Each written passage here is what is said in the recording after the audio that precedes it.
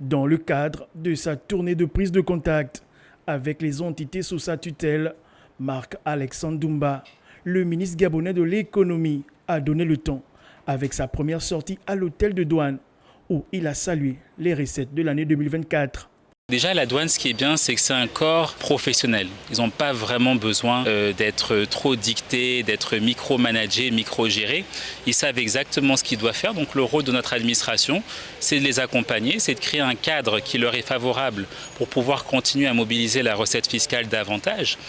Ils ont exprimé une volonté de continuer à moderniser leur appareil productif à travers la digitalisation des paiements, à travers des scanners qui vont permettre de mieux sécuriser les biens de marchandises qui entrent ou qui sortent de notre territoire. Donc vraiment moderniser, digitaliser, lever les contraintes à la mobilisation de la recette font partie des éléments sur lesquels le ministère de l'économie compte accompagner la douane.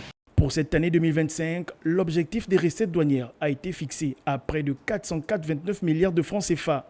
La douane gabonaise mise sur des recettes structurantes et aussi un soutien de la tutelle pour atteindre ce cap ambitieux.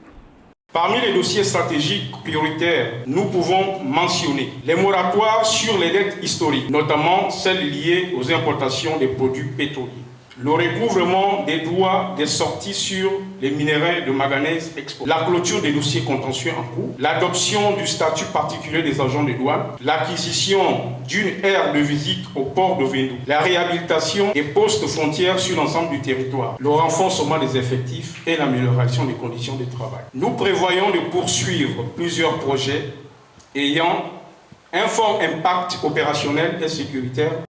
Marc-Alexandre Doumba, qui semble être déterminé à impulser une nouvelle dynamique, a achevé cette visite sur des encouragements à l'endroit des agents de la douane gabonaise, non sans une promesse de collaboration étroite avant ce rendez-vous déjà pris pour la Journée internationale de la douane qui se tiendra en différé le 1er février 2025 à Libreville.